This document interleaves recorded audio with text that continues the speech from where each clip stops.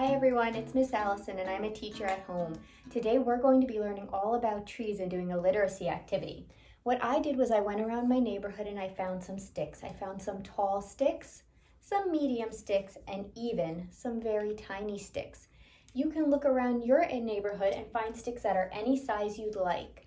When you're doing your activity at home and building your letters, you can build them flat on the ground. Today I'm going to build them standing up against a wall just so you can see them. So first, I'm going to try to make a letter and see if you can guess what it is. I'm going to stand two medium sticks up, and then I'm going to take one little stick and put it across the middle. Can anyone guess what letter this is? That's right, it's an apple for an apple tree. Now, I'm going to take my sticks and try to build a different letter for you. Let's see if you can guess this one. This is a very important letter when learning about trees because it's the letter that tree starts with. Can anyone guess what letter tree starts with? T. That's right, a T. Tree starts with a T.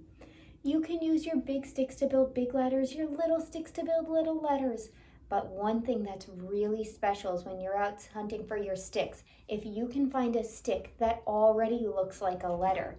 Now there's some easy ones, like a little stick might look like a lowercase L, but then there can be some tricky ones.